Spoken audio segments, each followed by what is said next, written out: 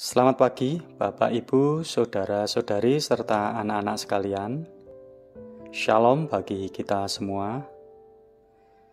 Meskipun kondisi masih penuh keterbatasan karena pandemi corona yang berada di sekitar kita, tetapi semoga kita senantiasa diberi kesehatan dan perlindungan dari Tuhan. Pagi ini kita bertemu kembali dalam renungan satu hati, sapaan Tuhan tiap pagi. Sebelum masuk dalam renungan, marilah kita awali dengan berdoa. Tuhan yang makasih, terima kasih atas segala karunia dan berkat-Mu yang mencukupi kehidupan kami. Pagi hari ini kami akan bersama-sama merenungkan firman-Mu. Mampukan kami dan berikan hikmat di dalam menerima renungan ini. Dan biarlah firman-Mu pagi hari ini menguatkan iman dan fisik kami sebelum kami menjalani aktivitas maupun kegiatan kami pada hari ini. Terima kasih Tuhan. Amin. Bacaan yang melandasi renungan pada pagi hari ini diambil dari Injil Lukas 21 ayat 13 sampai 15 dan akan dibacakan oleh Vino, salah satu murid sekolah minggu GKJ Condong Catur. Monggo, Mas Vino.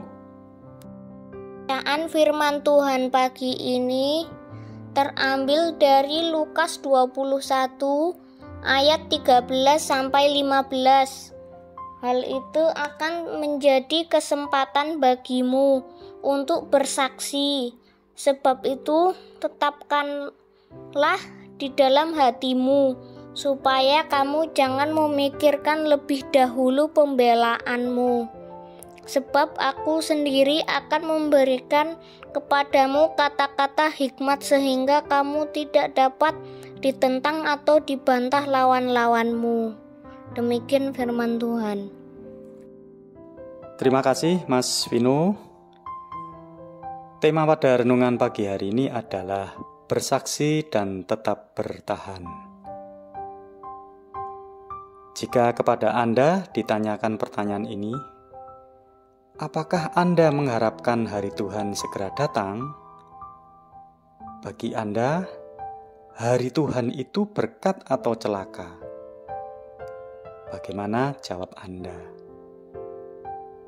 Barangkali ada yang sungguh berharap hari Tuhan segera datang, semata-mata karena hidupnya begitu menderita di dunia ini, sehingga dengan tibanya hari Tuhan, semua penderitaan yang ditanggungnya akan sirna.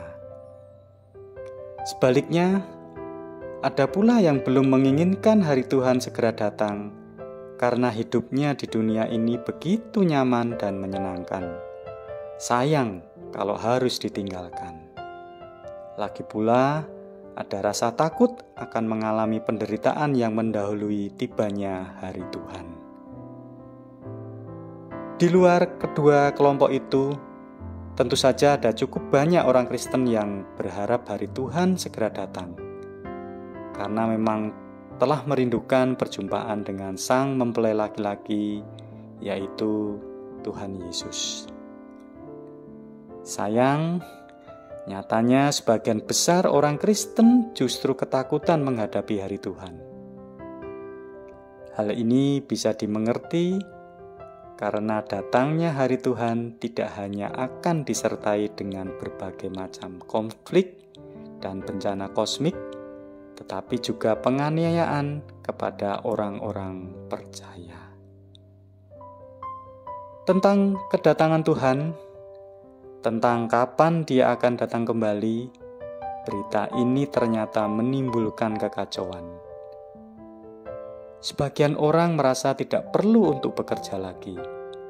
Sebagian orang merasa tidak perlu untuk melakukan banyak hal di dunia ini. Karena toh sebentar lagi Tuhan akan datang.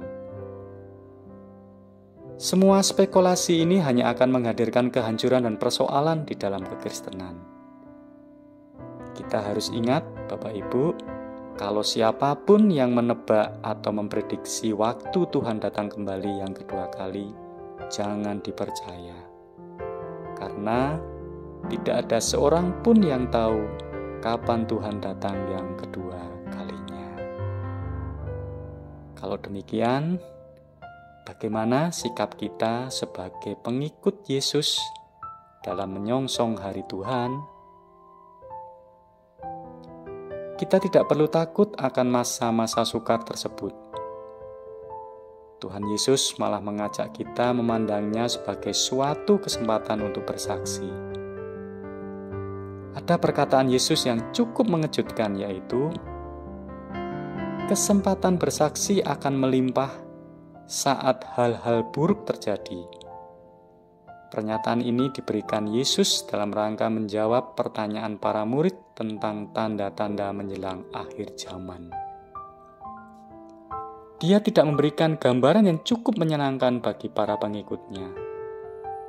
Mereka tidak akan luput dari dampak perang, bencana, sakit penyakit, juga pengaruh ajaran sesat. Mereka bahkan akan mengalami permusuhan dan kebencian, serta aniaya dan penjara dari orang luar dan orang-orang terdekat. Namun, Yesus mendorong para murid untuk bertahan dan bersaksi. Dia berjanji akan memberi hikmat ketika saat itu tiba.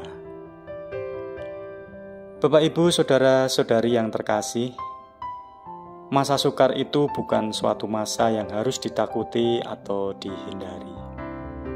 Tuhan Yesus berjanji menjaga kita, dan kalau kita tetap bertahan, kita akan memperoleh hidup. Para murid Kristus diharapkan tetap waspada, terus mewartakan Injil Kristus.